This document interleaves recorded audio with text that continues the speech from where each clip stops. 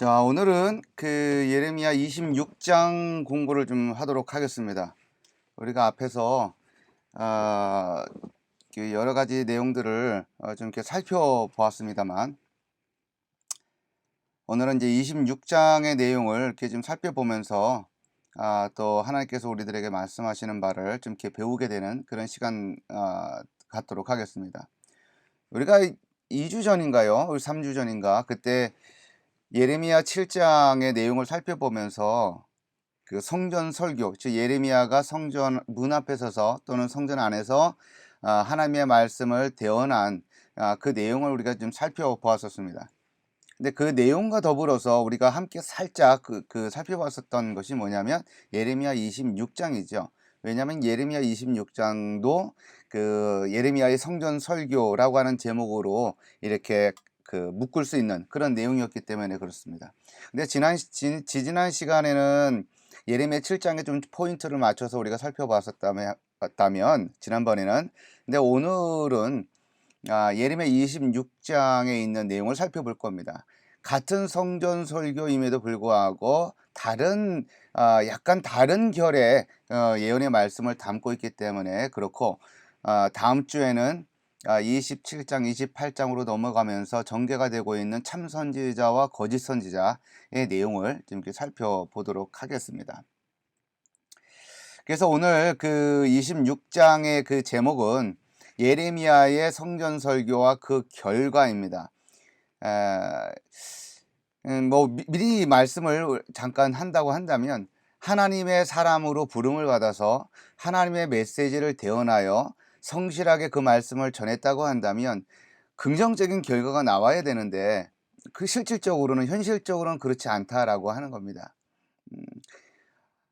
그러니까 성도들에게 좋은 말씀, 그러니까 하나님의 말씀을 전하는 것은 당연히 교회 지도자, 목회자들의 어떤 그 온전한 어떤 그 사명이다라고 볼 수가 있는데요. 근데 그 말씀을 온전히 제대로 증거했었을 때 항상 좋은 결과만 있는 것은 아니다라고 하는 것을 우리가 이제 생각을 해볼 수 있는 그런 장의 내용이 바로 예레미야 26장이 아닌가 싶습니다. 자, 그래서 한번 오늘 보게 되면 이런 거예요. 예레미야의 성전 설교 핵심, 즉 이거는 이제 성전 설교 핵심은 어느 장의 핵심이냐면 26장의 핵심 내용입니다. 세 가지 내용이 전개가 되고 있어요. 회개 촉구. 첫 번째가 회개 촉구입니다. 악한 길에서 돌아서라. 돌아오면 여호와께서 내리려 했던 재앙의 계획을 돌이킬 것이다 라고 하는 내용이죠. 이것은 끊임없이 제가 예레미야를 지금까지 이제 몇 번에 걸쳐서 강의를 해 오면서 계속 강조했던 것 중에 하나입니다. 그죠? 그러니까 하나님께서 심판을 하실 거예요. 심판을 하실 것이고 심판하실 것이고 남유다는 멸망하게 될 것입니다. 그것이 마치 100% 결정되어 있고 정해져 있는 것처럼 보입니다. 하나님의 계획은, 하나님의 말씀은 단호해 보이고, 그리고 그 말씀을 전하는 예레미야의 톤도 한 발자국도 물러나지 않을 것 같은 그런 내용의 어떤 그 자세를 취하고 있어요. 그러니까 남쪽 유다는 멸망할 거예요. 그러나 그러한 가운데서도 불구하고 회개를 촉구하는 거예요. 만일 너희가 돌아서면, 만일 너희가 악한 길로 치닫다가 달리다가 돌아서기만 하면 내가 용서해 줄 것이고, 돌아서기만 하면 내가 이 재앙의 계획을 멈출 것이다 라고 하는 것을 강하게 얘기하고 있는 것이 예레미야의 성전 설교의 첫 번째 핵심이다 라고 하는 거예요. 여기 보게 되면 3절을 제가 한번 먼저 읽어 보겠습니다. 그들이 듣고 각각 그 악한 길에서 돌아오리라. 그리하면이라고 하는 것은 그려면이라는 뜻이죠. 그리하면이라고 하는 것은 그죠? 돌아서면 앞에 있는 내용을 받는 거죠. 그죠? 앞에 있는 내용을 받는 것이기 때문에 앞에 있는 내용이 조건이 되는 거예요. 그들이 듣고 혹시 각각 그 악한 길에서 돌아서면 이래 되는 거죠. 돌아서면 내가 그들의 악행으로 말미암아 그들에게 재앙을 내리려 하던 뜻을 뭐 할 것이다? 돌이킬 것이다 라고 하는 거예요. 그러니까 그들이 돌이키면 하나님도 돌이키시는 거예요. 그죠? 우리가 한 26장 1절서부터 좀 이렇게 좀 읽어보면 좀 좋을 것 같습니다. 제가 읽어보면 이렇습니다. 유다의 왕 요시야의 아들 여호야김이 다스리기 시작한 때에, 여호야김이 다스리기 시작한 때라고 하는 것은 609년을 말합니다. 그죠? 609년서부터 609년서부터 597년이 주전이죠. 주전 609년서부터 597년이 이제 여호야김의 치세 연도이기 때문에 여호야김이 다스리기 시작한 때라고 하는 것은 주전 609년이 되는 거죠. 그 609년, 다시 말해서 남쪽 유다가 주전 586년, 그죠? 586년 남유다가 멸망했기 때문에 몇 년 전이에요. 몇 년 전. 9년에다가 14년이면은 23년 정도 되는 거죠. 그죠? 한 20여 년 전에 여호야김 그 남쪽 유다가 멸망하기 전 23년 전에 예레미야의 입을 통하여 전해지는 이야기입니다. 어디에서요? 성전에서. 2절 여호와께서 이와 같이 말씀하시니라. 너는 여호와의 성전 뜰에 서서 유다 모든 성읍에서 여호와의 성전에 와서 예배하는 자에게 내가 내게 명령하여 이르게 한 이 모든 말을 전하되 한마디도 감하지 말라. 그러니까 다 얘기하라고 하는 거죠. 이게 다 얘기하는데 그것의 첫 번째 핵심이 뭐예요? 회개 촉구예요. 돌아서라. 그러면 내가 돌아설 것이다 라고 하는 것이죠. 그러니까 이것은 계속 강조하고 있는 것처럼 하나님은 심판하시지만 그 심판으로부터 돌아설 수 있는 길은 항상 만들어 놓으시는 겁니다. 그죠? 제가 여러 번에 걸쳐서 반복해서 드는 예 중에 하나가 이제 그 노아 홍수 사건이잖아요. 그죠? 하나님께서 물론 세상을 심판하시는데 심판 그 자체만 진행이 되는 게 아니에요. 심판 자체만 진행이 되는 것이 아니라 그 가운데에서도 무슨 역사가 일어나냐면 구원의 역사가 일어나고 생명을 살리는 역사가 일어난다라고 하는 거죠. 그러니까 예레미야를 통하여 전달되어지는 심판 메시지도 같은 맥락에서 우리가 이해해 볼 수 있는 거예요. 심판이 진행이 될 것이고 반드시 이루어질 것이나 그러나 돌아서기만 하면 회복의 길이 열리는 것이고 생명이 사는 길이 열리게 된다라고 하는 거예요. 그러니까 하나님은 심판 자체를 위한 심판은 없다라고 해도 과언은 아니다라고 하는 겁니다. 우리가 이거 종종 제가 이제 역사서를 공부할 때 우리가 이제 살펴보게 되는 내용 중에 이제 하나입니다. 그것은 뭐냐면 이런 거예요. 사사 시대 때 350년 동안 사사들이 치리하던 시대가 있죠. 사사 시대라고 하는 것은 이제 여호수아가 죽은 다음에 핵심 지도자가 없이 그때마다 산발적으로 지역적으로도 어떤 한 특정한 장소에서 역사한 것이 아니라 산발적인 장소에 흩어진 장소에 산발적으로 그때마다 하나님께서 사용하신 인물들이 있었는데 그들을 사사라고 부르잖아요. 그 시기가 거의 한 350여 년이라고 그럽니다. 그죠? 350여 년간 사사들이 치리합니다. 물론 겹쳐지는 시대도 이제 있겠습니다만 그런 긴 기간 동안 이스라엘 백성들이 가나안 땅에 하나님께서 약속한 땅에 들어가 살고 있음에도 불구하고 끊임없이 이스라엘 백성들이 배교를 하죠. 그죠? 배교를 합니다. 이 사사 시대가 350년간 진행이 되는 거예요. 하나님께 배교하고 하나님께서 그들을 심판하시면 그들이 압제 가운데 처하게 되고 그들이 또다시 그 가운데서 하나님께 회개 기도하면 하나님께서 사사들을 보내어서 그들을 구원해내어 그들에게 평안이 임하게 된다라고 하는 내용이 사사 시대 내용의 골자다라고 하는 거고, 그러나 사사 시대 다음에 나와 있는 룻기의 내용을 보게 되면 어때요? 1장 1절에 뭐라고 나와요? 사사들이 치리하던 때라고 하는 말로 기록이 되어 있죠. 그것은 무엇을 말하는 거예요? 이게 350여 년의 기간 어느 한 시점에, 그죠? 그러니까 여기 사사 시대만 놓고 본다고 한다면 이스라엘 백성들에게 무슨 희망이 있겠어요? 무슨 소망이 있겠어요? 이와 같이 배교하고 이와 같이 뭐라고 할까요? 이렇게 반역적이고 이렇게 배교적인 어떤 백성들이 어디 있습니까?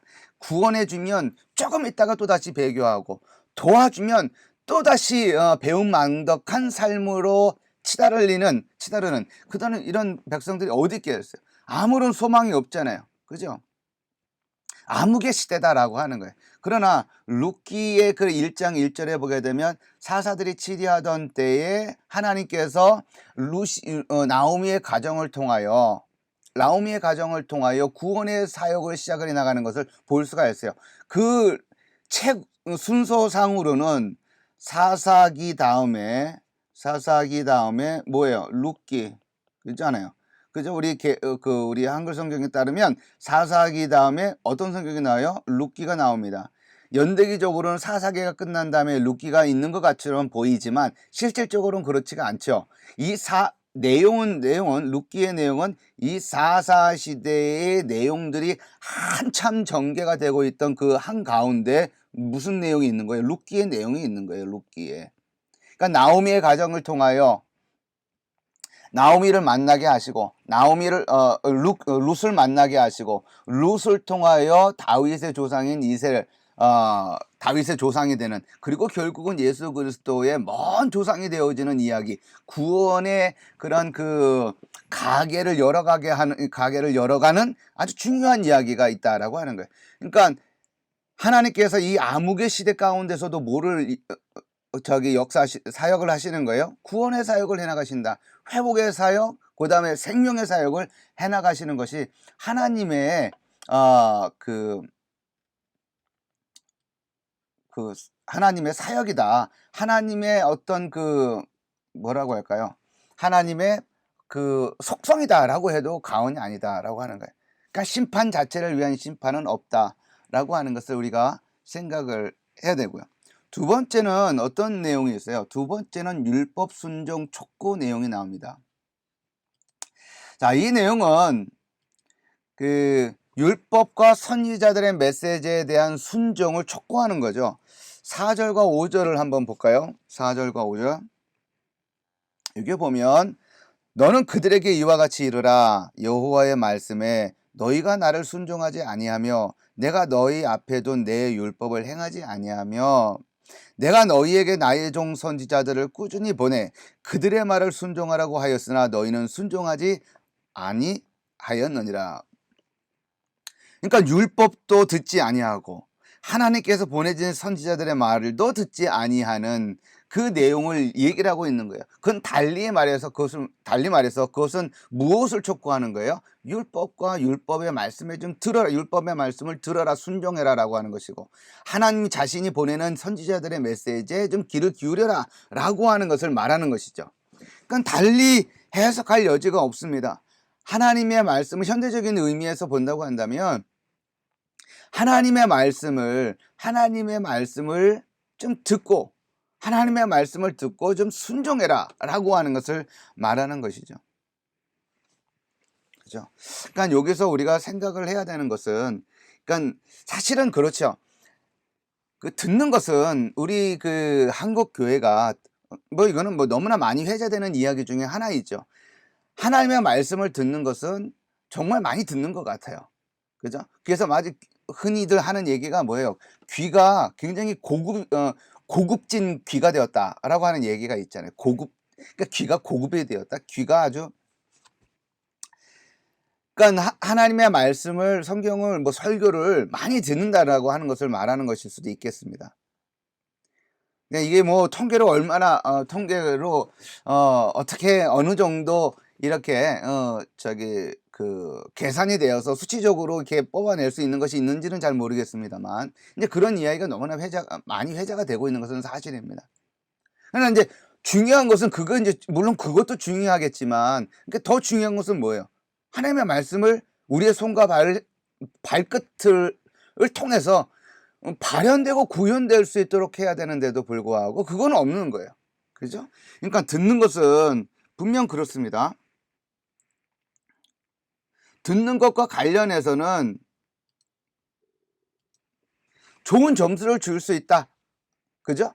좋은 점 A뿔, 뭐 A뿔이 될런지는 모르겠습니다만 하나님의 말씀을 듣고, 즉 다시 말해서 설교를 많은 이리저리 뭐 미디어를 통해서 많은 설교를 듣는다라고 하는 사실에는 분명 의심의 여지는 없는 것 같습니다. 그러나 뭐예요? 결국 순종이라는 건 없다라고 하는 것이 가장 큰 문제이다라고 하는 거죠.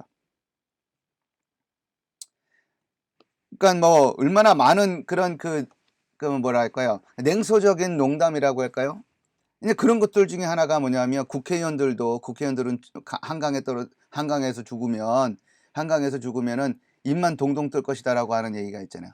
국회의원들이 죽음, 그러니까 그만큼 말만 많이 하지 실질적으로 행하는 게 없다라고 하는 것이죠. 맨날 말만 해가지고 말만 이렇게. 그러나 이제 그러한 이야기는 우리 기독교인들에게도 동일하게 적용이 되어서 이렇게 회자되기도 합니다. 그러니까 기독교인들은 죽으면은 제일 나중에 썩는 것이 입이다라고 할 정도로, 그러니까 말만 많이 한다라고 하는 겁니다. 그러니까 이것을 이렇게 여러분들한테 나누면서도 저도 마찬가지로 가슴 아프게 들어야 하는 이야기가 아닌가라고 하는 생각을 하게 됩니다. 그러니까 말은 많이 하는 거죠, 그죠? 그러나 행동은 없는. 그러니까 실질적으로 우리가 정말 많은 비중을 두고 초점을 맞추고 해야 되는 지점은 우리의 손과 발이다. 그죠? 손과 발. 그죠? 우리의 손과 발을 통하여서, 우리의 행위를 통해서, 우리의 행동을 통해서 하나님의 말씀이 열매 맺을 수 있도록 구현해 나가는데, 발현시키는데 정말 많은 노력을 기울여야 된다라고 하는 것을 생각해 볼 수가 있습니다. 그러니까 지금 이와 같이 지금 회개 촉구를 하고 있잖아요. 그리고 회개 촉구하고 회개를 촉구하면서도 이 율법 순종을 지금 얘기를 하고 있는 거예요. 그러니까 너희가 돌이키라라고 하는 것은, 다른 말로 여기 두 번째 촉구 내용과 같이 생각을 해보면, 돌이킨다라고 하는 것의 초점은 뭐냐면 말씀으로의 회개를 말하는 것이고, 말씀을 듣고 행동으로 옮기는 것에 대한 그 촉구를 의미한다라고 우리가 생각을 해볼 수가 있습니다. 세 번째 핵심은 뭐냐면 성전 파괴 선언입니다. 성전을 어떻게 할 것이다? 실로같이 만들어 버릴 것이다 라고 하는 거예요. 6절에 보게 되면, 내가 이 성전을 실로같이 되게 하고 이 성을 세계 모든 민족의 저주거리가 되게 하리라 하셨느니라 라고 되어 있습니다. 이게 무슨 말이에요? 실로같이 망한다라고 하는 것이, 그러니까 성전을, 즉 예루살렘에 있는 남쪽 유다에 있는 성전을 실로가 망한 것처럼 심판하게 될 것이다, 무너질 것이다, 파괴될 것이다라고 하는 것을 말하는 것이죠. 그렇죠?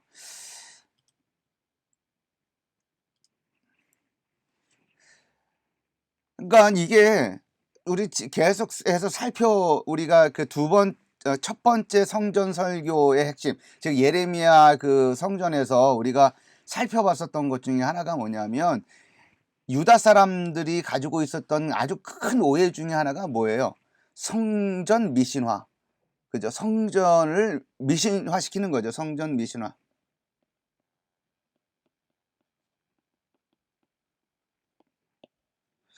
성전은 하나님의 임재의 장소이기 때문에, 성전은 하나님이 임재하시는 장소이기 때문에 결코 무너지지 아니할 것이다. 결코 난공불락의 요새로서 파괴되지 아니할 것이다라고 하는 미신이 있었습니다.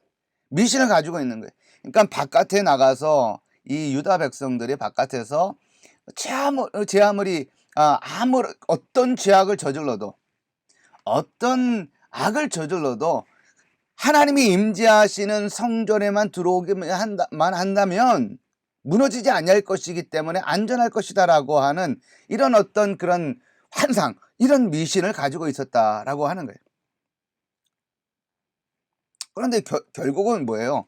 성전을 어떻게 할 것이다? 실로같이 무너지게 할 것이다 라고 하는 것을 이야기하는 것이죠. 자, 이것이 예레미야 성전 설교의 핵심 중에 핵심이다 라고 우리가 볼 수가 있습니다. 예레미야 우리가 7장 우리가 살펴볼 때 성전 설교 거기에 핵심 내용은 뭐예요? 길과 행위를 바르게 하라, 약자를 압제하지 마라, 이웃들 사이에 정의를 말하라, 즉 거짓을 말하지 마라, 진실을 말하라라고 하는 것이 있었고, 그 다음에 우상 숭배하지 말라라고 하는 것이 있었습니다. 동일하게 이제 성전 설교를 하는 것이었지만 7장에 있는 내용과 26장에 있는 내용이 살짝 결을 달리하고 있다. 물론 따지고 보면 이리 이렇게 엮어 보면 뭐 같은 그 맥락에서 우리가 이해해 볼 수 있는 그런 내용이 분명히 있지만, 그러나도 분명 이렇게 표현이라든지 이런 거 보면 살짝 결을 달리하고 있다라고 하는 것을 볼 수가 있습니다. 자, 예레미야의 성전 설교의 핵심은 이렇게 유다 백성들에게 회개를 촉구하는 것이고, 너희가 돌아서면 내가 너희들에게 심판을 내리겠다라고 했었던 그 계획 자체를 내가 돌이킬 것이다 라고 하는 내용이고, 율법 순종 촉구, 하나님의 말씀을, 여호와의 율법을 듣고 지켜 행하라, 내가 보내는 선지자들의 그 말씀에 귀를 기울여라, 순종해라 라고 하는 그 촉구를 했다라고 하는 것. 그리고 그렇지 아니하면 어떻게 된다? 실로같이 성전이 무너지게 될 것이다 라고 하는 내용을 말하고 있다는 것을 우리가 확인해 볼 수가 있습니다. 자, 그런데 이런 그 성전 설교, 다시 말해서 예레미야가 유다 백성들에게 이와 같은 어떤 핵심이 담긴 설교를 했었을 때 그 결과가 좋으면 좋은데 좋지가 않다라고 하는 거예요. 예. 그러니까 앞서서 우리가 우리 이번 그 강의를 시작을 하면서 제가 언급을 하면서 시작을 했었던 것이 있지 않습니까?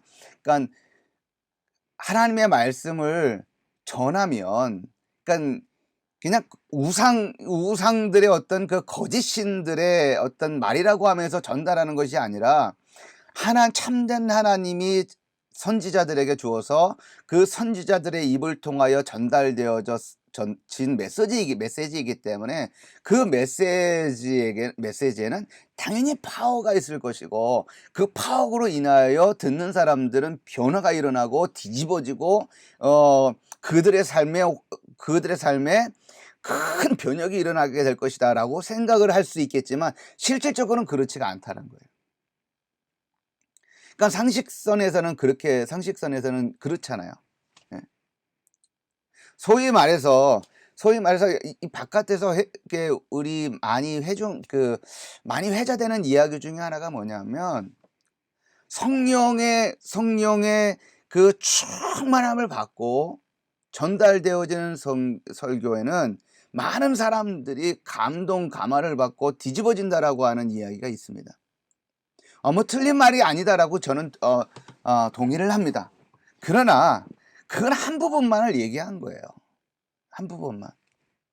성령의 충만함 받고 성령의 소위 말해서 기름 부음을 받아서 행해지는 설교라 할지라도 아주 참패하는 설교들이 있는 거예요.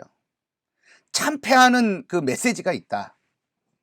결과론적으로 그렇다라고 하는 거예요. 그러니까 성령의 성령의 기름 부음 받아서 성령의 충만을 받고 하는 설교일지라도 듣는 사람들에게 욕을 얻어먹고 비난을 받고 조롱을 받는 설교가 있을 수 있다라고 하는 것을 우리가 생각을 해야 됩니다. 자, 여기 예레미야가 성전 설교를 했다 그랬잖아요. 성전 설교의 결과가 지금 이런 겁니다. 살해 위협.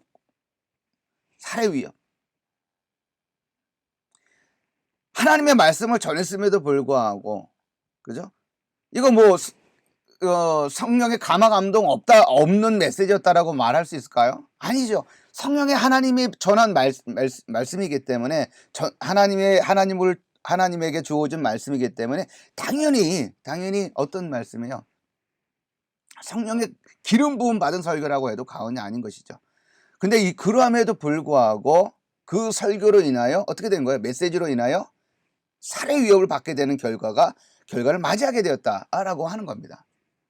그러니까 이게 얼마나 이 매칭이 안 돼요. 그죠? 매칭이 안 되잖아요. 그죠? 그러니까 이거를 우리가 좀 생각을 해야 됩니다. 그러니까 그 하나님의 말씀을 온전히, 그러니까 설교자들 입장에서는 내가 하나님의 말씀을 온전히 전거하기 때문에 그 결과는 항상 좋을 것이다 라고 성도들이 감마도 받고 도전도 받고 큰 변화가 일어날 것이다 라고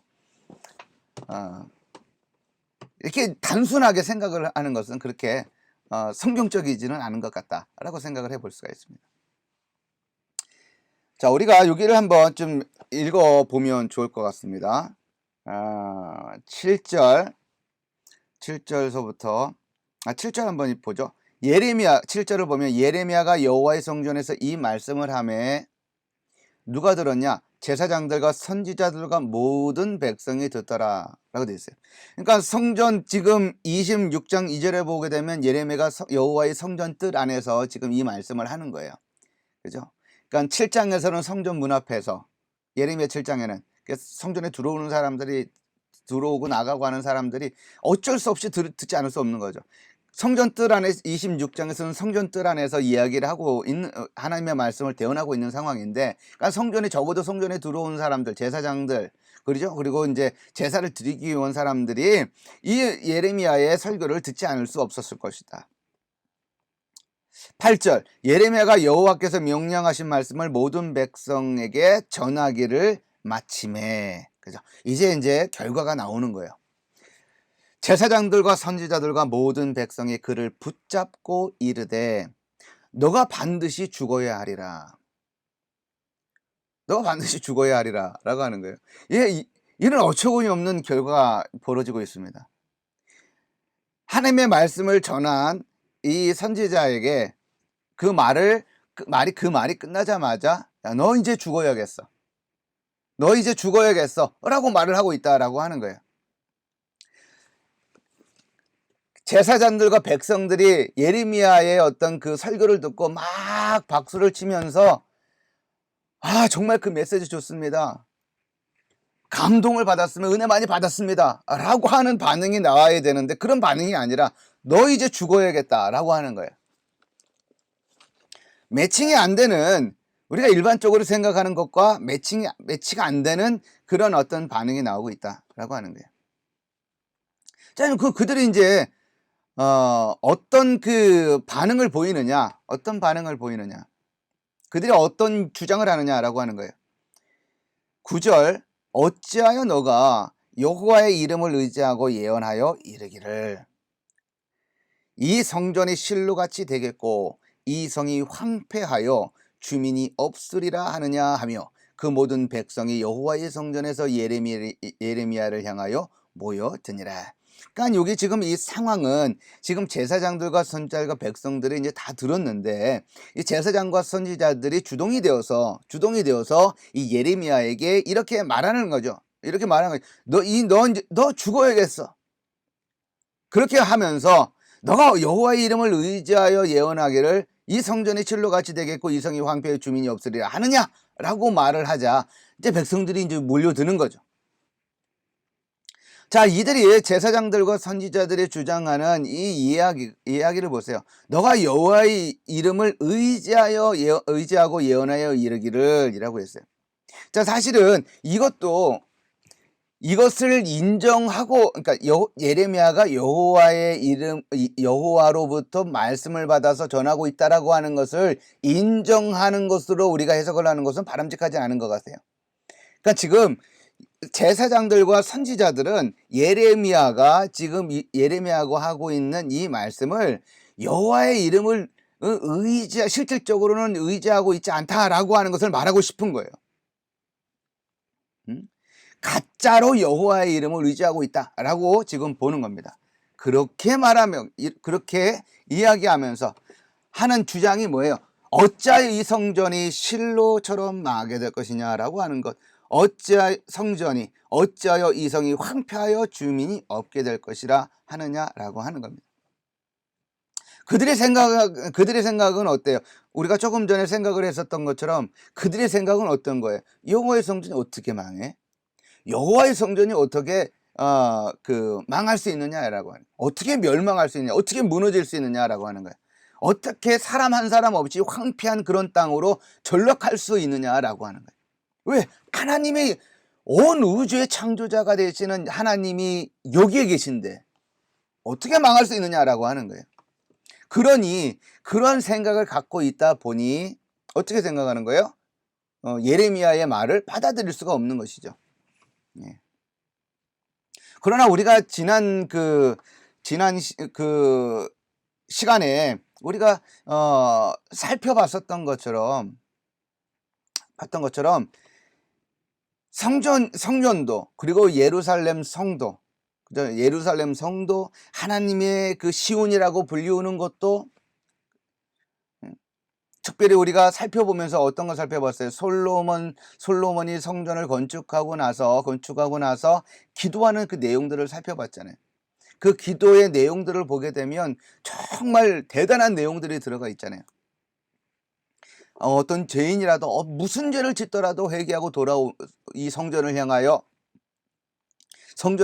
기도하면, 회개 기도하면 회복시켜 달라. 이방인일지라도 이 성전을 향하여 두 손 들고 기도하면 그 기도에 응답해 달라.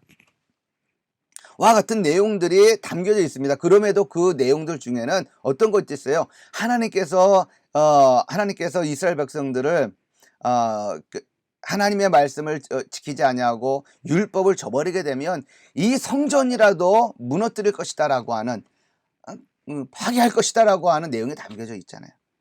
그러니까 지금 제사장들과 선지자들은 지금 무엇을 지금 놓치고 있는 거예요? 바로 그 부분들을 놓치고 있는 거예요. 바깥에서의 삶이, 성전 바깥에서의 삶이 악하면, 죄악 가운데 있으면, 그러면 그러한 삶을 근거로 하여서 무엇도 무너질 수 있다라고 말하는 거예요. 성전도 무너질 수 있다라고 하는 것을 말하는 거예요. 그러니까 다른 말로 표현을 하게 되면 이 성전이라고 하는 것은 하나님의 임재의 장소고 하나님의 거처고, 이곳을 통하여 하나님의 통치가 발현되고, 이것을 통하여 구원이 나오고, 이곳을 통하여 하나님의 생명의 물줄기가, 축복의 물줄기가 흘러나옵니다. 이 시온이라고 하는 것, 예루살렘이라고 하는 것, 이 성전이라고 하는 것, 하나님의 임재의 장소는 그와 같이 중요한 거예요. 그런데 더 무섭고 더 놀라운 것은 뭐냐면, 이 하나님의 임재를 상징하는 이 하나님의 성전도 바깥에서의, 즉 하나님의 언약 백성들의 율법 순종 여부에 따라서 이 성전의 존립이 결정이 된다라고 하는 거예요. 그러니까 이 부분들은 다 놓치는 거죠. 이 부분에 대해서는 관심을 안 갖는 겁니다. 누가요? 남쪽 유다 백성들이, 제사장들과 선지자들이 이 부분을 놓치고 있는 거죠.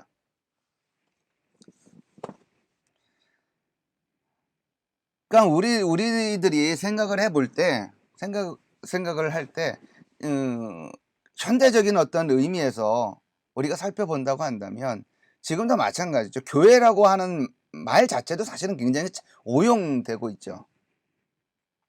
교회는 우리가 이제 교회를 간다, 교회 갔다 왔다 라고 하는 것은 이제 예배 초소를 말하는 거죠. 예배 초소를 이제 교회라고 하는 단어로 설명을 하는 거예요. 근데 사실은 이 교회라고 하는 것은 우리의 신앙의 공동체를 말하는 거죠. 그 믿음 안에서, 주 예수 그리스도 안에서 성령으로 하나가 되어진 이 그리스도를 머리로 하고 있는 그 신령한 유기적 공동체를 교회라고 하는 것이죠. 우리가 교회 간다라고 하는 것은, 우리가 주일날 교회 간다라고 하는 것은 그때의 교회는 건물을 말하는 거예요. 그죠? 근데 사실은 그건 잘못된 말이죠. 예배처소, 그죠? 예배처소를 간다.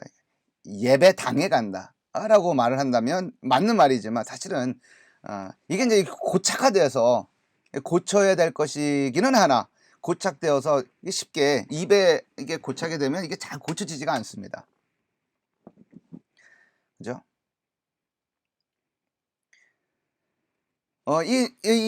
이 교회 공동체의 이 문제도 이 교회라고 하는 이 건물과도 마찬가지죠. 교회 건물. 교회 건물이 중요한 것이 아니라 그 건물 안에 들어가서 예배드리고 있는 그리스도를 머리로 하고 있는 공동체가 더 중요한 거고, 그들이 그 안에서 예배드리는 것도 굉장히 중요한 일이지만 그 교회 바깥에 교회 그 건축물, 즉 예배당 바깥에서의 그 교회 공동체가 살아가고 있는 이 거룩한 삶이 중요한 것이죠. 훨씬 더 중요한 거죠. 그러니까 분배를 한다고 한다면, 이건 이제 물리적으로 이렇게 나눈다고 하는 것은 별로 의미가 없지만, 그래도 이렇게 그림으로 그린다고 한다면 이런 거죠. 그러니까 일, 월, 화, 수, 목, 금, 토 이렇게 되어 있다고 한다면, 우리가 보통 주일날 우리 예배당에 가잖아요. 예배당에 가서 예배를 드립니다. 한 두세 시간, 많으면 3시간, 아니면 좀 교회 안에서 이제 뭐 여러 가지 활동하는 것들을 다 포함하면은 뭐 3시간도 넘을 수가 있겠죠. 보통 이제 일반적인 경우에는 보통 11시 예배라고 한다면 뭐 11시 한 40분 정도에 도착을 해서 예배 드리고 점심 교제 나누고, 그 다음에 오후 예배가 있을 경우는 오후 예배도 드리고, 그리고 이제 돌아오죠. 그럼 뭐 한 3시간. 그리고 나머지는 어디에 있는 거예요? 나머지는 우리가 사는 공간은 어디예요? 다 이제 바깥이죠. 교회 밖. 우리 교회, 여기는 교회 안이라죠. 주일날도 교회 아니라고 하도 그것도 이제 부분적인 거고. 그냥 우리가 대부분의 그 시간을 할애하는, 즉 월요일서부터 이 토요일까지의 시간을 이렇게 보내는 곳은 교회 밖이라고 하는 것이죠. 그러니까 거기가 더 중요한 거다. 거기에 중요도에 따라서 우리가 주일날 가서 예배를 드리는 것에 대한 그런 결과로도 나타난다라고 하는 거예요. 이사야 1장에 나와 있는 것처럼 1장, 2장 이렇게 쭉 나와 거기서 전개되는 것 중에 하나가 뭐예요? 이스라엘 백성, 북이스라엘과 남쪽 유다가, 즉 북이스라엘이 멸망할 때 무슨 일이 있는 거예요? 아주 갖은 좋은 재물을 하나님께 드리잖아요. 그죠? 갖은 좋은 예배를 드립니다. 그런데 그 예배를 하나님께서 안 받으시는 거예요. 이유가 뭐예요? 바깥에서의 삶이, 그들의 삶이 너무나 악했다라고 하는 거예요. 그들의 손에 피가 가득하였기 때문에 피가 가득한 그 손으로 가지고 온 그 좋은 재물조차 하나님께서 받지 아니하시는 것이고, 하나님께서는 그 예배를 역겹다라고까지 말씀을 하시는 거예요. 그러니까 여기의 삶이 이 주일날 예배 드리는 그 예배의 성패 자체까지도 결정짓는다라고 해도 과언이 아니다라고 하는 겁니다. 예레미야의 설교를 통하여 제사장들과 선지자들이 보인 반응을 한번 보세요. 그들의 생각은 이게 없는 거예요. 그죠? 월요일서부터 토요일까지 무슨 짓을 하더라도 성전 안에만 들어오면 안전한 것이라고 생각을 하고 있는 것이고, 이 성전이라고 하는 것은 하나님이 임재하는 장소이기 때문에 이 바깥에 그거하고는 연결이 안 된다라고 하는 것이죠. 그러니까 성전과 이 바깥이라고 하는 것, 요거에 이 연결고리가 없는 거예요. 충분히 유다 백성들의 성전 바깥에서의 삶의 결과에 따라서 이 성전 자체까지도 무너질 수 있다라고 하는 생각 자체가 없는 거예요. 자, 이러한 것이 이 제사장들과 선지자들이 보이고 있는 그런 반응의 한 부분이다라고 하는 겁니다. 자, 그러한 그 예레미야의 어떤 그 메시지를 통하여 보이고 있는 이들의 반응은 사실은 이제 예수 그리스도의 삶과 유사한 점이 있는 것이죠. 그 예레미야는 하나님의 말씀을 메시지를 전했더니만 이제 그 제사장들과 선지자들이 하는 거, 너 죽어야겠어 라고 달려드는 것이고, 예수 그리스도의 상황은 어때요? 예수 그리스도가 하나님의 말씀을 전하고 성전에 관해서 이제 비판하고, 그리고 제사장들과 서기관들과 바리새인들을 비난하고, 이제 그런 과정을 거치면서 결국은 종교 지도자들로부터 죽임을 당하게 되는 그런 어떤 모습이 기록이 되어 있다라고 하는 거예요. 그러니까 예레미야의 그런 모습과 예수 그리스도의 어떤 그런 것이 좀 이렇게 서로 뭐랄까 유사한 패턴이 존재하고 있다라고 하는 것을 느끼게 됩니다. 이런 여기 앞에서 보면 예레미야의 메시지를 듣고, 즉 성전 뜰 안에서 예레미야가 하나님의 말씀을 전하였더니 제사장과 선지자들이 와서 너 죽어야겠어. 성전이 어떻게 실루처럼 망해, 성이 어떻게 황폐하게 되어 주민이 없게 될 것이야 라고 하면서 죽어야겠다라고 하면서 달려들 때 백성들도 함께 몰려들었고, 그런 이런 상황을 보고 있었을 때 유다의 고관들이 반응을 보입니다. 이 상황을 듣고서 고관들이 궁에서 올라와서 성전 입구에 앉은 거예요. 그죠? 성전 입구에 앉아서 도대체 지금 무엇 때문에 이렇게 시끄러워? 라고 하면서 그 상황을 들여다보고 있었다라고 하는 겁니다. 그 내용이 10절에 기록이 되어 있습니다. 10절을 한번 볼까요? 유다의 고관들이 이 말을 듣고 왕궁에서 여호와의 성전으로 올라가 여호와의 성전 새 대문의 입구에 앉음에 라고 했습니다. 이런 이제 고관들이 이렇게 성전 그 입구에 앉으니까 이 제사장들과 선지자들이 이제 고관들하고 이제 백성들 앞에서 이 예레미야가 죽어야 된다라고 하는 것을 논증합니다. 그러니까 다시 말해서 예레미야는 이제 죽어 마땅한 사람이야라고 하는 것을 이제 이야기하는 것이죠. 한번 보겠습니다. 11절 보게 되면 제사장들과 선지자들이 고관들과 모든 백성에게 말하여 이르되, 근데 한번 상상을 해보세요. 그러니까 제사장들과 선지자들이 그 성전 뜰과 이 성전 문 앞에 있는 백성들과 이제 고관들에게 이제 말하는 거예요.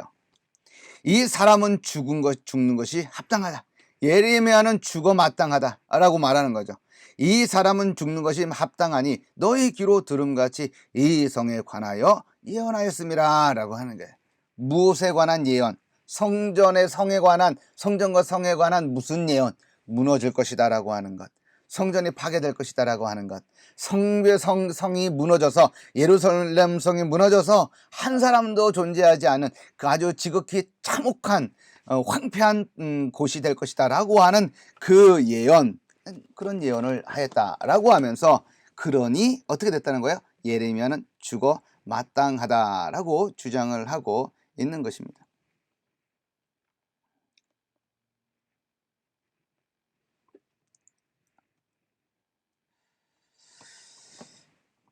이런 그 예레미야의 그 설교의 결과를 보게 되면,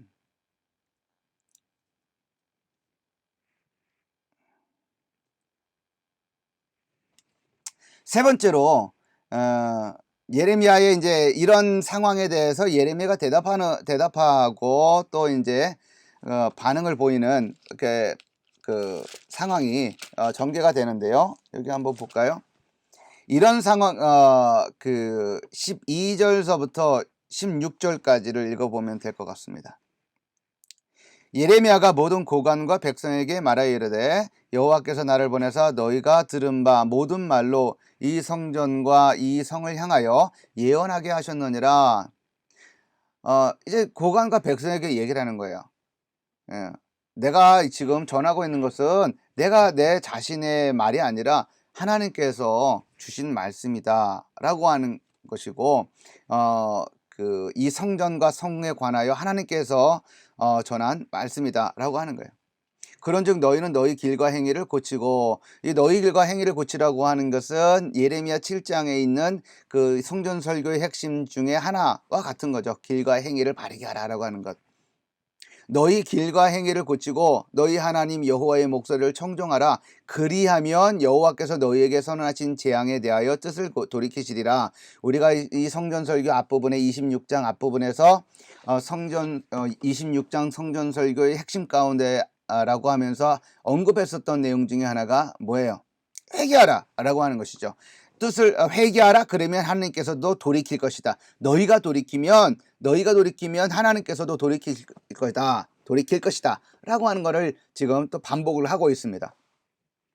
보라, 나는 너희 손에 있으니 너희 의견에 좋은 대로 옳은 대로 하려니와 너희는 분명히 알아라. 너희가 나를 죽이면 반드시 무지한 피를 너희 몸과 이성과 이성 주민에게 돌리는 것이니라. 이는 여호와께서 진실로 나를 보내사 이 모든 말을 너희 귀에 말하게 하셨음이라 라고 되어 있습니다.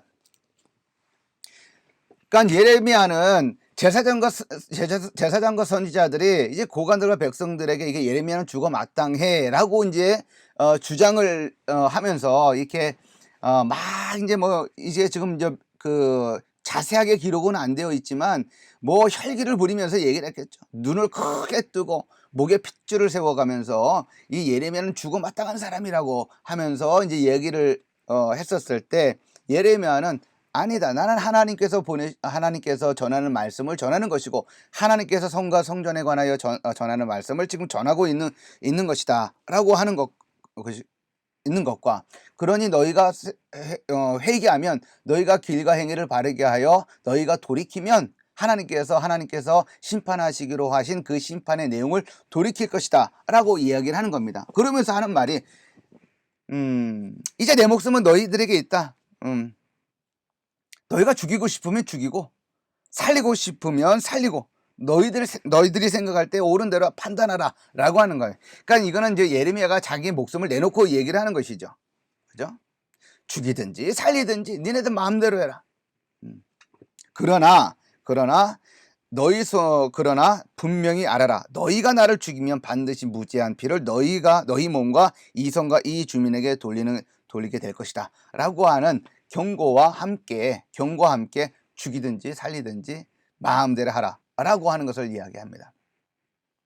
그러니까 이게 보게 되면 이 예레미야, 우리가 이제 뒤에서 우리가 이제 조금 이따가 이제 살펴볼 내용이기도 하지만, 예레미야는 그러니까 눈물의 선지자라 그러잖아요. 눈물의 선지자. 흔히들 하는 얘기가,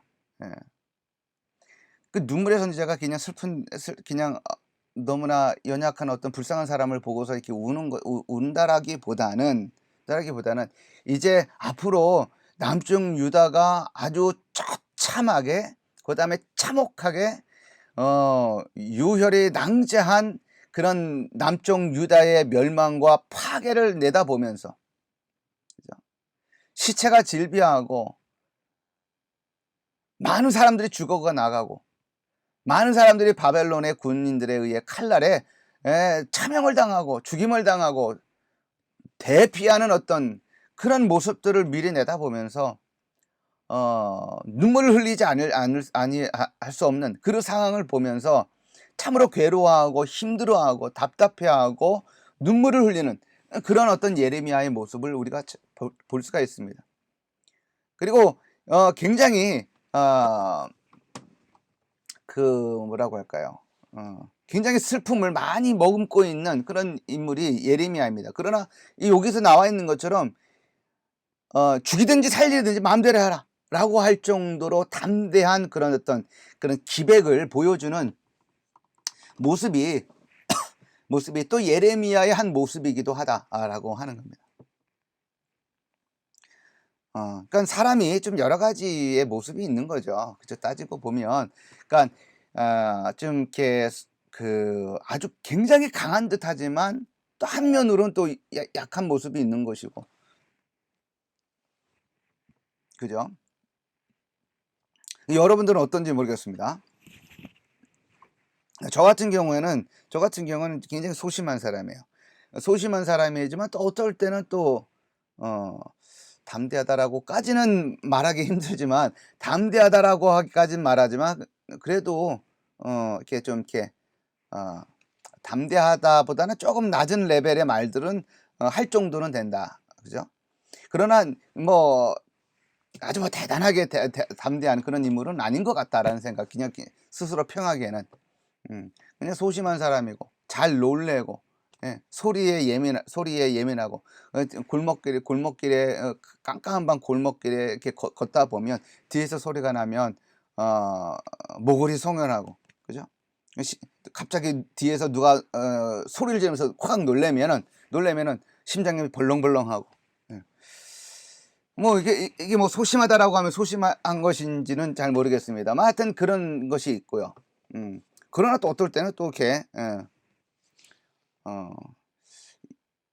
소화적인 영웅, 어떤 심리도 있는, 뭐 누구나 있을 수 있겠습니다만, 그런 모습도 있는 거고, 그죠? 다양한 모습들이 있는 것이죠. 예레미야의 모습에는 그와 같은 좀 모습이 좀 이렇게 보인다, 그죠? 좀 많이 우울하고 또는 이렇게 슬픔에 깊이 잠기는 어떤 그런 그런 것들이 자주 나타나는, 마치 우울증에 걸린 사람처럼 그런 모습을 보이기도 하지만, 또 동시에 또 한편으로는 이 과감하고 담대한, 목에 칼이 들어와도 왜 그 뭐라고 할까요? 눈 한 번 그 깜짝이지도 않는, 그죠?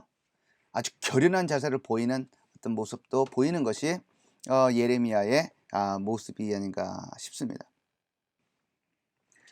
자, 이와 같은 위기에 처한 그 예레미야 선지자는 그 아히감이라고 하는, 우리 이제 9절 24절을 보게 되면, 사반의 아들 아히감의 손이 예레미야를 도와서 그를 백성의 손에 내어주지 아니하여 죽이지 못하게 하니라라고 하는 말씀이 있어요. 아히감의 등장과 또 그의 도움으로 말미암아서 예레미야가 죽음에 처하게 되는 상황을 벗어나게 되는데, 그 상황 바로 직전에 어떤 일이 있게 되냐면, 그 지방의 장로들 몇 명이 등장을 해서 두 선지자의 예를 들어서 설명을 하게 됩니다. 미가라고 하는 선지자와 우리야라고 하는 선지자의 예를 들어서 설명을 하는 거예요. 그러니까 한 명은 모레셋 사람이죠. 모레셋 사람 미가이고, 또 한 사람은 스마야의 아들 우리야라고 하는 선지자입니다. 그러니까 미가 선지자도 그렇고 우리야 선지자도 다 같이 성전이, 예루살렘이 무너질 것이다 라고 하는 그 예언의 말씀을 전했습니다. 그러나 결과는 달랐어요. 미가 선지자는 살았고 우리야 선지자는 이제 죽임을 당하게 되는데, 이제 그 두 가지의 이제 실예를 들어서 예레미야가 어떻게 되어야 하는 것이 마땅한지에 대해서 이제 논하는 겁니다. 첫 번째 그 예로 들고 있는 것이 이제 선지자 미가의 예언입니다. 우리 성경 18절서부터 19절까지요. 19절까지 18절과 19절을 보게 되면 미가 선지자를 이제 예를 들어서 이제 설명을 하는 겁니다. 유다의 왕 히스기야 시대에 모레셋 사람 미가가, 모레셋 사람이라는 나오죠. 모레셋 사람 미가가 유다의 모든 백성에게 예언하여 이르되, 만군의 여호와께서 이와 같이 말씀하셨느니라. 시온은 밭같이 경적지가 될 것이며 예루살렘은 돌무더기가 되며 이 성전에 사는 산당의 숲과 같이 되리라 하였으나, 유다의 왕 히스기야와 모든 유다가 그를 죽였느냐? 히스기야가 여호와를 두려워하여 여호와께 간구하며 여호와께서 그들에게 선언한 재앙을 대하여 뜻을 돌이키지 아니하셨느냐? 우리가 이같이 하면 우리의 생명을 스스로 심히 해롭게 하는 것이니라 라고 되어 있습니다. 그러니까 미가 선지자의 예언을 든 것이죠. 우리가 잘 알고 있는 것처럼 미가 선지자는 히스기야 시대 때 활동했었던 선지자입니다. 주전 8세기의 선지자로 분류하기도 하고, 그러니까 이사야 선지자, 호세아 선지자, 아모스 선지자, 이제 그 선지자들은 이제 8세기 선지자로 우리가 이제 분류를 하는데, 그죠?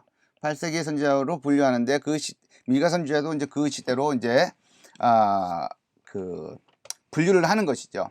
근데 이제 미가 선지자가 그 예언의 말씀을 전할 때 그 말씀을 들었던 그 대상은 보통 이제 세 부류로 나눕니다.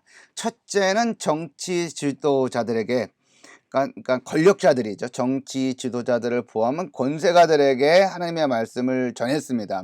그러니까 그들이 얼마큼 불의한지, 그들이 얼마나 타락했는지 가감없이 전했던 선지자가 바로 미가 선지자였습니다.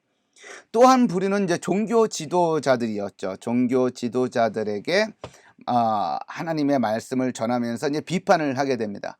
그러니까 백성들이 비록 부정과 제약의 손으로 드리는 예배라도 자신들에게 무엇인가 떨어지는 것이 있다고 한다면 아무런 거리낌 없이 제사를 드리고 이익을 챙기려고 했었던 제사장들이 바로 그들이었어요.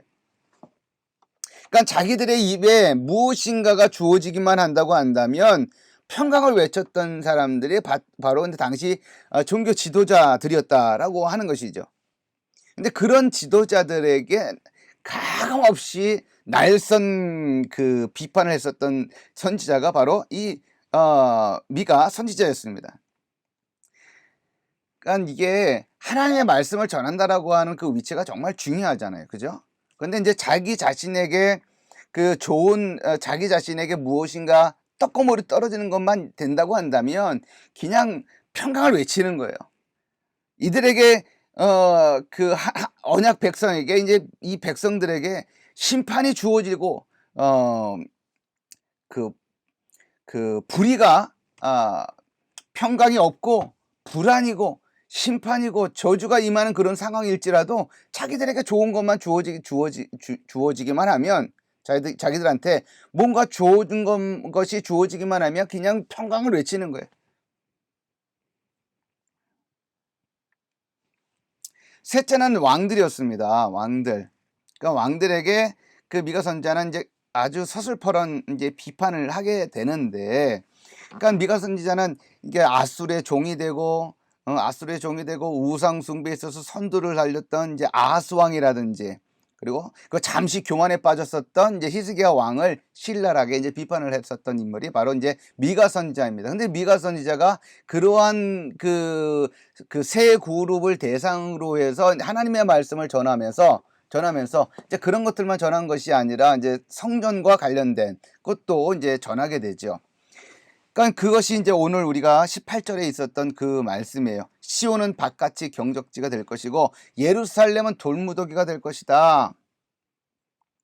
성전은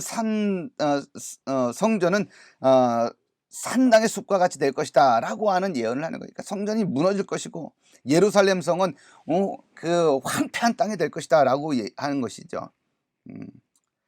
이 예언이 어디에 나와 있냐면 그 미가서 3장 5절서부터 12절까지 거기에 기록이 되어 있습니다. 3장 5절서부터 12절이에요. 여기 보게 되면 성전이 아주 그 비참한 상황에 이르게 될 것이다라고 하는 것이 예언이 되어 있습니다. 조금 길지만 지금 제가 한번 좀 읽어보도록 하겠습니다. 내 백성을 유혹하는 선지자들은 이에 물 것이 있으면 선지자들은 이에 물 것이 있으면 평강을 외치나, 그러니까 입에 무엇인가가 주어지는 것이 있기만 하면 평강을 외치나 그 입에 무엇을 채워주지 아니하는 자에게는 전쟁을 준비하는도다. 그러니까 이거 아니면 이거예요. 예, 입에 무엇인가 주어지는 일이 주어지기만 하면 그냥 평강을 외치는 것이고 그거 아니면 그냥 적으로 간주하는 거예요. 그러므로 너희가 밤을 만나리니 이상을 보지 못할 것이요 어둠을 만나리니 점치지 못하리라 하셨나니 이 선지자 위에는 해가 져서 낮이 캄캄할 것이라. 선견자가 부끄러워하며 술객이 수치를 당하여 내 입술을 가릴 것은 하나님이 응답하지 아니하심이거니와 오직 나는 여호와의 영으로 말미암아 능력과 정의와 용기로 충만해져서 야곱의 허물과 이스라엘의 죄를 그들에게 보이리라. 야곱 족속의 우두머리들과 이스라엘 족속의 통치자들 곧 정의를 미워하고 정직한 것을 굽게 하는 자들아 원하노니 이 말을 들을지어다. 시온을 피로 예루살렘을 제약으로 건축하는도다. 굉장히 시적이지만 굉장히 그 강한 펀치의 그런 말씀이 아닐 수 없습니다. 시온을 피로 세운다. 예루살렘을 죄악으로 건축한다라고 얘기를 하고 있어요. 그들의 우두머리들은 뇌물을 위하여 재판하며 그들의 제사장은 삭슬을 위하여 교훈하며 그들의 선지자는 돈을 위하여 점을 치면서도 여호와를 의뢰하여 이르기를 할 거 다 하는 겁니다. 온갖 죄악은 다 저지르면서 이르기를 여호와께서 우리 중에 계시지 아니하냐? 재앙이 우리에게 임하지 아니하리라 하는도다. 이러므로 너희로 말미암아 시온은 갈아엎은 밭이 되고 누구로 말미암아요? 너희로 말미암아. 앞서서 제가 얘기했던 것처럼 성전의 존립 여부가 하나님이 임재한다라고 하는 그 사실 때문에 성전이 존립되고 그다음에 그 예루살렘 성이 건재하는 것이 아니다라고 하는 거예요. 너희로 말미암아 시온은 갈아엎은 밭이 되고 예루살렘은 무더기가 되고 성전에 사는 숲풀의 높은 곳이 되리라라고 되어 있어요. 이와 같은 그런 예언의 말씀을 했었던 인물이 누구예요? 미가라고 하는 선지자였다라고 하는 것이죠. 그런데 감사하게도 그 미가 선지자의 이러한 예언의 말씀에 대해서 히스기야가 어떻게 반응을 보였냐면 두려운 마음으로 기도하고 여호와께서 기도하고 그 결과로 여호와께서 재앙을 내리지 아니하시게 되는 그런 결과가 주어지게 된다. 이런 역사를 해고하면서 장로 몇 명이 얘기하는 거예요. 그러니 만일 우리가 예레미야를 죽인다고 한다면 우리 스스로가 무서운 재앙을 불러들이는 꼴이 될 것이다 라고 이야기를 하는 겁니다. 그러니까 죽여서는 안 된다라고 하는 것이죠. 두 번째 예로 들고 있는 선지자가 우리야의 선지자입니다. 그러니까 스마야의 아들 스마야의 아들이 우리야죠. 스마야의 아들 우리야도 미가 선지자와 마찬가지로 성전과 예루살렘의 멸망을 예언했던 선지자였는데 당시 왕이었던 여호야김이 자신을 죽이려고 들자 애굽으로 도망쳤던 선지자가 바로 또 우리야 선지자입니다. 애굽으로 도망친 그 재밌는 것은 애굽으로 도망친 이 우리야 선지자를 잡기 위해서 여호야김이 악bor의 아들 살라단과 몇 사람을 보내서 그를 잡아오게 하고 결국은 그를 차명에 처해서 그 시체를 평민의 묘지에 던지게 하는 그런 결과를 맞이하게 됩니다.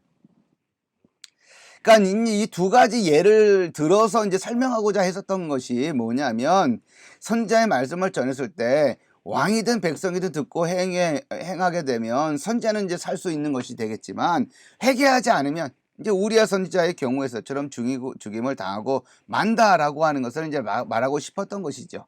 그러나 안전하게 나가는 건 뭐예요? 이 장로들이 이제 보이고 싶었던 것은 말하고 싶었던 것은 뭐예요? 미가 선지자의 그런 메시지를 듣고 돌이켰던 것처럼 히스기야 왕이 돌이켰던 것처럼 우리들도 돌이켜야 된다라고 하는 것을 말하고 싶었던 것이죠. 그죠? 자, 이러한 어떤 그 결과를 통해서 이런 어떤 그 내용을 통해서 마지막으로 전개가 되고 있는 내용이 뭐냐면 이 사반의 아들 아히감의 손이 등장을 하고 즉 아히감이 등장을 해서 그 상황에 위기에 처해 있는 그 예레미야를 건져내게 되는 그런 일이 이제 벌어지게 됩니다. 자, 그런 것을 이제 생각을 하면서 우리가 이제 마지막으로 이제 살펴보고 싶은 것은 이 예레미야라고 하는 이 예레미야 선지자 같은 참 이렇게 힘겨운 싸움을 싸우고 있는 이 선지자들 같은 경우에는 두 부류의 사람들이 예레미야를 중심으로 해서 대치하고 있는 그런 모습을 우리가 살펴볼 수가 있습니다. 그러니까 사실은 이제 그 대부분의 참 선지자들의 삶은 참으로 이제 고단합니다. 힘겹죠. 네.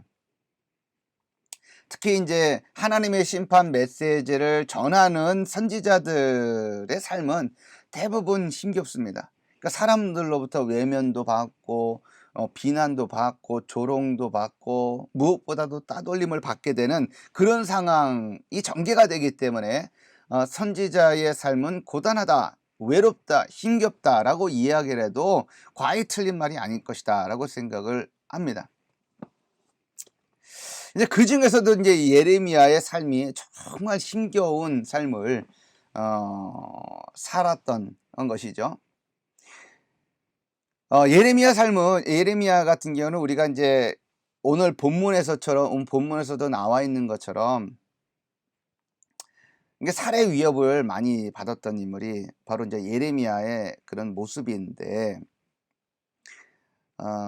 이제 그런 내용이 여기에 나와 있죠. 뭐 예레미야 17장, 또 예레미야 18장, 예레미야 26장 여기를 보게 되면 예레미야가 이제 이렇게 살해 위협을 받는다라고 해야 되겠죠. 살해 위협을 받게 되는 어떤 장면들이 기록이 되어 있습니다. 이제 그런 상황이 전개가 되다 보니 자신은 하나님의 말씀을 전한다고 하지만 그것으로 인하여 따돌림 당하고 조롱당하고 위협을 받고 살해 위협을 받게 되니, 그죠? 탄식이 안 나올 수 없는 것이고 불평이 안 나올 수가 없는 것이죠. 그죠? 그런 내용들이 이렇게 이제 군데군데 이렇게 나오는데, 이제 몇 군데를 보면 이렇습니다. 45장 3절에 보면 이런 말씀이 있어요. 여호와께서 나의 고통에 슬픔을 더하셨으니 나는 나의 탄식으로 피곤하여 평안을 찾지 못하는구나라고 되어 있어요. 고통이 있는데 거기다 슬픔을 더 얻는 거죠. 그리고 피곤하여서 탄식하다 보니 너무나 피곤하여서 평안을 찾지 못한다 라고 하는 겁니다. 15장 10절에 보게 되면 거기엔 또 뭐라고 나와 있냐면, 내게 재앙이로다 나의 어머니여, 어머니께서 나를 온 세계에 다투는 자와 싸우는 자를 만날 자로 낳으셨도다. 그러니까 자기의 삶을 애둘러서 표현하고 있는 것이죠. 그러니까 맨날 자기는 이제 하나님의 말씀을, 심판 메시지를 전하지만 그것으로 인하여 공격자들이 들어오고 비난하는 자들이 들어오고 살해하려고 하는 사람들이 들어오니 자기 자신의 삶을 이와 같이 표현하는 거예요. 나를 온 세계에 다투는 자와 싸우는 자를 만날 자로 낳으셨도다라고 하는 거예요. 내가 구워주지도 아니하였고 사람이 내게 구이지도 아니하였건만은 다 나를 저주하는구나. 예레미야 20장 7절에서 10절에 보게 되면 예레미야의 상황을 들여다볼 수 있는 그런 어떤 탄식조의 어떤 내용, 그런 외침을 들어볼 수가 있습니다. 7절서부터 10절까지의 말씀인데 제가 읽어드리겠습니다. 여호와여, 주께서 나를 권유하심으로 내가 그 권유를 받았사오며 주께서 나보다 강하사 이기셨으므로 내가 조롱거리가 되니 사람마다 종일토록 나를 조롱하나이다. 조롱을 받는 거예요. 내가 종일토록 치욕과 모욕거리가 됨이니이다. 치욕거리가 되고 모욕거리가 됩니다. 내가 다시는 여호와를 선포하지 아니하며 그의 이름으로 말하지 아니하리라 하면 나의 마음이 불붙는 것 같아서 골수에 사무치니 답답하여 견딜 수 없나이다. 그러니까 이게 굉장히, 이 상황이 참 아이러니한 거예요. 하나님의 말씀이 이 마음에 불이 붙어서 말씀을 전하면 그 말씀을 인하여 살해 위협당하고 조롱당하고 비난을 받고 모욕거리가 되고 치욕거리가 되고 이와 같은 상황이 전개가 되고, 또 그것 때문에 내가 이거 하나님의 말씀을 전하지 말아야지, 하나님의 이름으로 내가 예언의 말씀을 전하지 말아야지 라고 결심을 하면 또 그 순간 하나님의 말씀에 대한 그 열정이 그 마음 안에서 불붙어서 골수에 사무치게 되고 그것으로 인해 답답하여 견디지 못하게 되는 상황에 이르게 되는 그러한 모습이 예레미야에게서 나타난다라고 하는 거예요. 나는 무리의 비방과 사방이 두려워함을 들었나이다. 그들이 이르기를 고소하라, 우리도 고소하리라 하오며 내 친한 벗도 다 내가 실족하기를 기다리며 그가 혹시 유혹을 받게 되면 우리가 그를 이겨 우리 원수를 갚자나이다. 이게 무슨, 가까운 사람마저도 등을 돌리게 되는 상황을 우리가 들여다보게 되는, 이 욥기서의 한 대목과도 같습니다. 욥기서에서 욥이 막 이제 외치는 것, 그 하나님께 넋두리 하듯이 외치는 것들 중에 하나가 뭐냐면 내 친구들도 자기를 향하여 등을 돌린다라고 하는 얘기가 있습니다. 그러니까 예레미야의 어떤 탄식 내용을 우리가 이제 들여다볼 수 있는 대목이 바로 이 대목이다라고 하는 거예요. 그런데 그렇다고 한다면 늘 예레미야는 혼자였을 것이고 혼자 사역을 감당했다라고 볼 수가 있는데 꼭 그런 것만은 아니다라고 하는 거예요. 그를 돕는 소수의 사람들이 있었어요. 그를 돕는 소수의 사람들. 크게 보자고 한다면 앞에서 얘기한 것처럼 두 종류의 사람들이 있는 거예요. 예레미야를 홀로 고독하게 싸우고 있는 예레미야를 돕는 소수의 사람들이 있었고 또 다른 부류의 반대자들이 있었다라고 하는 겁니다. 예레미야를 돕는 사람들이 있었어요.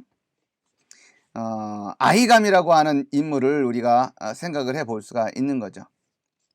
그러니까 예레미야가 우리가 조금 위에서 살펴봤던 것처럼 예레미야가 성전 설교를 한 직후에 제사장들과 선지자들이 죽이려고 달려들자 그때 그를 위기에서 건져주었던 사람이 바로 아히감이라고 하는 사람이었죠.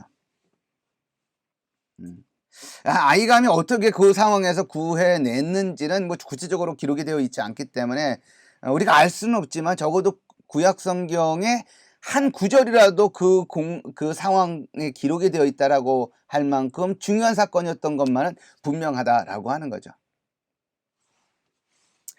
아히감이 어떤 사람이었는지는 뭐 아주 여러 정보들이 제공되어지지 않아서 이제 알 수는 없지만 적어도 신앙의 가족이었던 것만은 분명합니다. 아버지 그리고 아히감의 형제 모두 신앙의 인물이었고 하나님의 말씀을 대언하고 있던 예레미야를 도왔던 사람이었다라고 하는 거예요.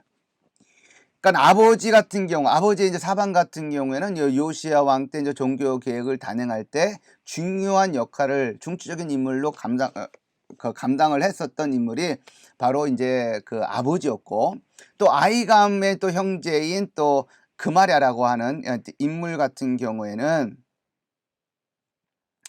인물 같은 경우는 어떤 사람이었냐면 예레미야가 이제 투옥되었을 때 하나님께 받은 말씀을 서기관 바룩을 통해 선포할 수 있도록 자신의 방을 자신의 공간을 내어주었던 인물이 바로 그마랴라고 하는 아히감의 형제였습니다. 그러니까 아버지 그다음에 또 자신의 형제 또 아히감 자신 이렇게 그 예레미야를 도왔던 사람들이 존재했었다. 소수였지만 존재했었다라고 하는 것이고.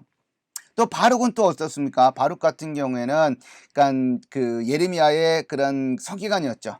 그냥 학식에 뛰어난 인물로 그려지고 있고 예레미야를 도와서 하나님의 말씀을 책에 기록했었던 인물이 바로 그 바룩이었다라고 하는 성경을 통해서 알 수가 있는 것이고 또 예레미야가 아나돗 또한 그 베냐민 땅에 있는 그 아나돗 에 있는 그 숙부의 밭을 사게 됩니다.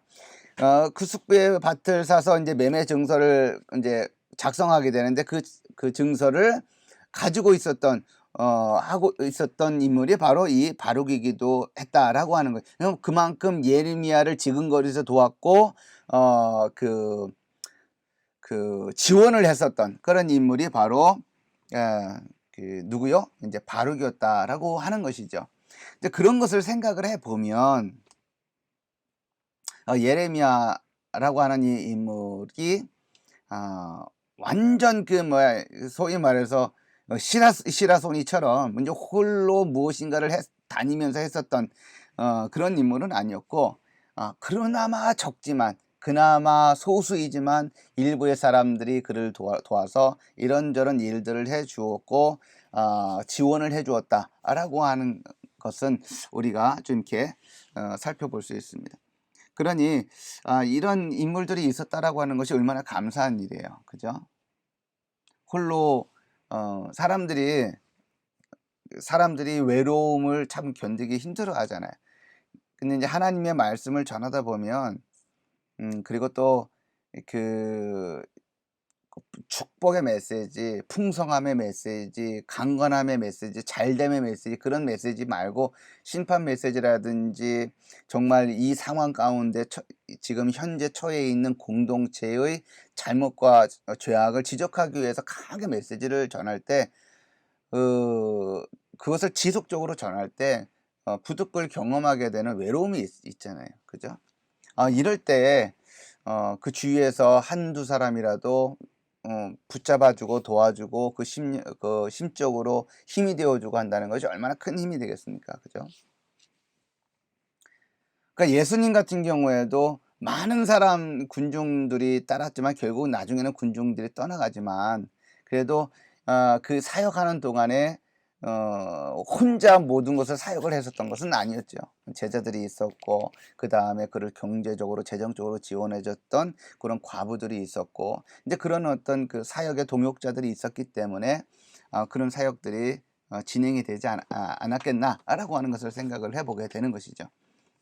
그래서 이제 우리가 이제 뭐 생각을 해볼 수 있는 것은 주의 사역을 감당하는 사람들에게 중요한 동역자가 되는 것은 굉장히 의미 있는 일이다라고 생각을 합니다. 그러니까 물질적으로 지원할 일이 있으면 물질적으로 지원하고 또 시간적으로 좀 이렇게 시간적으로 또는 아니면은 육시적으로 몸으로 이렇게 좀 힘든 일을 있을 때 도와줘서 좀 이렇게 좀 일이 수월하게 진행될 수 있도록 하는 그런 일들을 이렇게 하는 것이 얼마나 의미 있고 중요한가라고 하는 생각을 하게 됩니다. 그러니까 예레미야 자신이 되는 것도 물론 예레미야 자신처럼 그와 같은 인물이 되는 것도 참 중요하지만 예레미야를 돕는 그런 바룩이라든지 아히감이라든지 그런 어떤 그마랴라든지 그런 사람들처럼 자신이 사용할 수 있는 자신이 가용한 어떤 물질이라든지 시간이라든지 어떤 상황이라든지 이런 것들을 그 말씀 전하는 자들과 이렇게 같이 함으로 인해서 이렇게 그 길이 잘 이렇게 진행이 될 수 있도록 낙심하지 아니하도록 하는 것이 중요하겠다라고 생각을 합니다. 그 반대 그룹은 이제 있는 거죠. 예레미야를 대적했던 사람들은 당연히 이렇게 제사장들과 당시 선지자들이라고 불리우는 이 사람들이 바로 예레미야를 죽이려고 했었던 사람들이고 반대자들이었다라고 하는 겁니다. 이거는 뭐 생각하면 좀 긴 부분이기는 하지만 끊임없이 종교 지도자들이고 선지자들임에도 불구하고 하나님의 말씀을 오독하고 오해하여서 특별히 이제 성경과 관련해서 오해하고 오독하여서 백성들에게 잘못된 것을 가르치고 있는 그런 모습의 전형이 바로 당시 제사장들과 선지자들이었다라고 하는 것을 생각하면 굉장히 뼈아픈 이야기다라고 하는 겁니다. 자, 우리가 26장을 우리가 이제 26장을 좀 살펴보았습니다. 짧은 시간에 이제 26장을 좀 이렇게 살펴본 건데, 예레미야 7장에 있는 성전 설교의 핵심과 좀 결이 조금 다르다라고 하는 것을 우리가 이렇게 살펴볼 수 있었고, 그러나 동일한 것, 하나님의 말씀으로 돌아와라, 하나님의 율법을 순종하여 지켜 행하라, 그리하면 내리고자 했었던 그 심판의 계획을 돌이킬 것이다라고 하는 회개의 메시지도 우리가 확인을 할 수가 있고요. 그리고 이 예레미야의 이러한 메시지를 통하여 죽을 위기에 처하게 되는 어떤 그런 내용도 살펴볼 수 있었고, 그러나 그러함에도 불구하고 소수이나마 예레미야를 도와주고 지원하고자 했었던 인물들에 의해서 위기 상황에서 벗어나게 되는 그런 내용도 우리가 이렇게 좀 살펴보았습니다. 우리가 다음 시간에는 참 선지자와 거짓 선지자라고 하는 제목으로 우리가 이제 27장, 28장에 있는 내용들을 우리가 좀 이렇게 살펴보려고 합니다. 누가 참 선지자냐, 누가 거짓 선지자냐라고 하는 내용으로 우리가 좀 귀한 시간 또 가져볼 수 있도록 하겠습니다. 자, 오늘 긴 시간 강의 듣느라고 수고했습니다.